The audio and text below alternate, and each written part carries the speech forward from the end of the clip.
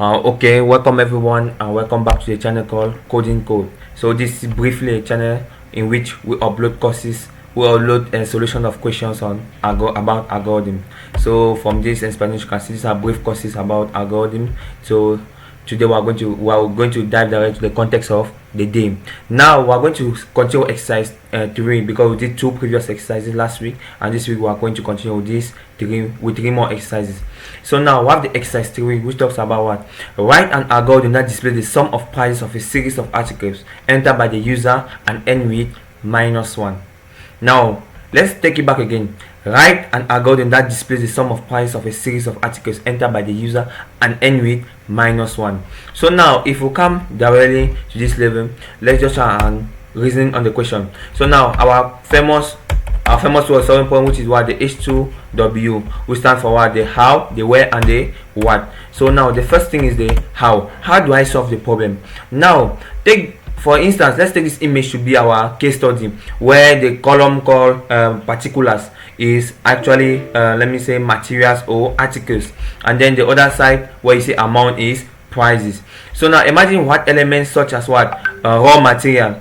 Let's just take for instance what elements such as raw material, direct labor, total cost, and all of that were articles, and then these are the corresponding prices. We have 1,500, 300, 1,800, 118, and all the like. So now the user has to do what? Enter those different values for you to do what? Get them and sum them. But if he enters an amount of what, which is recognizing the question as what? The price. If he enters an amount of what? -1, what do? You have to stop the program. So that is what you have to do. So now the next question, that's the how to solve it. The next thing is what? Is the what question. What do I need? I need basically 2 variables. That is a variable that is going to hold the sum, and a variable that is going to hold the price. These are entered by the user. And the next thing I need to use is what? I need a control structure. Since it's an iterative control structure, I'm going to use what? The repeat loop. The repeat loop. So at the where do I use the repeat loop? I use the repeat loop at the point where I have to do what? Continuous iteration without knowing the actual number of iterations. If the question set, like for instance, write an algorithm that is the price, that calculates the sum of price of articles entered by a user. Let me say for 5 articles, you say a little bit. Then we could use a for loop, because we know that leaving for what? From I equals to 1 to 5, because that's a fixed range. That's why we use the for loop. But now we can use actually the while or the repeat loop, which are almost the same loops, because we don't know the total number of what? Iteration. The user can enter 1,000 different price for different articles. You get a little bit, so that we don't have to limit the user using a for loop. That's why we use a repeat loop. So now I'm simply going to dive into the question, and then now remember what I said in one of the previous courses. I said that the neutral value of addition is what? Is 0. Since we are going to do an iterative, what is a combination of multiple addition, what do? We initialize our first sum variable to what? 0. If we're doing for what? Multiplication, the neutral value of multiplication is what? 1. Would have initialized the value, let me say product, to 1. So now we are going to start the program. So basically I've already declared the variables. Here you can see that we type real. Why? Because we can have 125.5 francs. If you have things like light bill, you always see that even point, they don't joke with the points. So now the first thing we have to do is to do what? Initialize our sum variable to 0. So after initializing the sum variable to 0, what do I need next? I need to start my repeat loop. I simply say what? Repeat and repeat. What am I repeating? I'm simply repeating this loop is to tell the user to do something until a certain condition is being fulfilled. So I simply repeat. Now what you do? This is what this is the statement I want to put for the repeat loop. When you say repeat, it's like taking normal sense in normal language. When I say repeat, it simply means that what? Do again. Then now I have to put a condition until, so that should end. So that's why at this point in time I'm going to write something called as what? Until. This until is simply there for me to what? Insert the condition that is going to make the user to stop repeating. So I can say what? Until what? I can simply say until, what is the condition for it to stop? it is that the price should be equal to what? Should be equal to, the price should be equal to -1. So now I can simply say repeat. I put a simple write statement and say enter price of article. Enter price of article.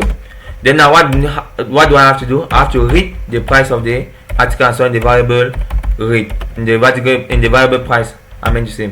Then I simply check if price greater than or equal to 0. What do? I use the then. Let me put in red. Then something has to occur. A certain addition has to occur. So if that's the case, a certain addition has to occur. Then if it is the case, what should happen? I simply say the sum variable should be assigned what? The previous sum plus the price entered by the user. So now in this case, then I simply do what? N if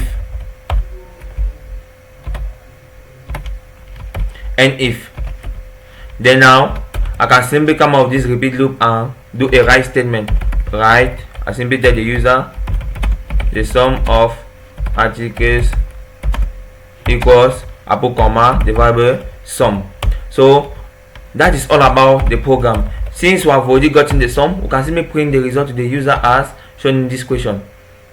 So that's a little bit all what the program requires you to do.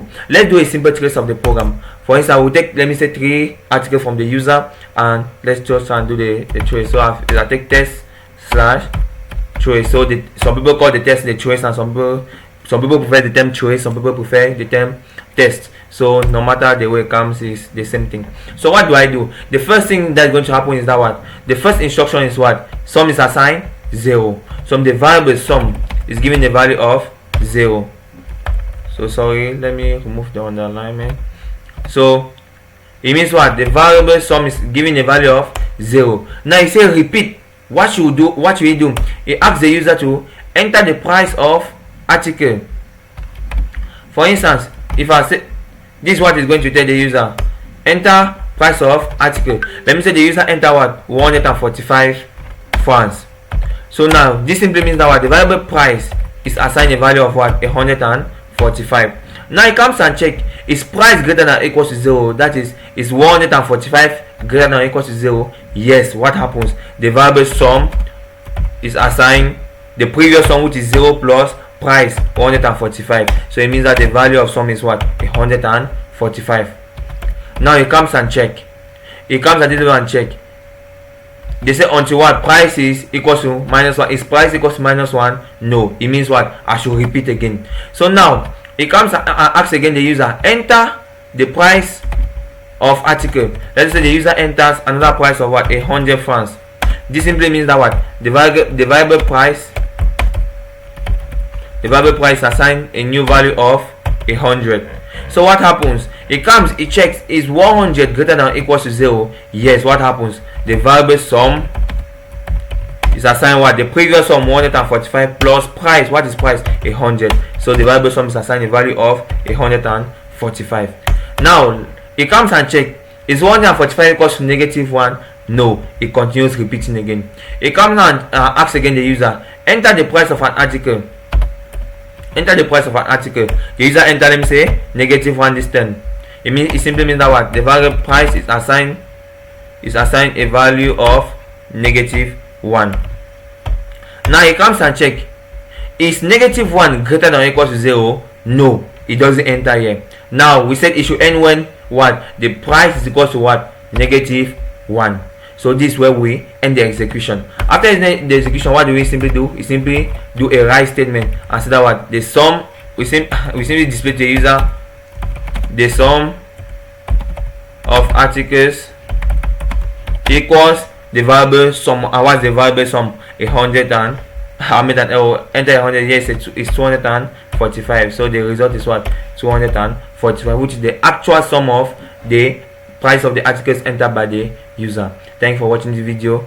try to look the next video who talks about what prime number, either prime number or palindrome number. So don't forget to click on the notification bell for new videos that will be posted. Thank you.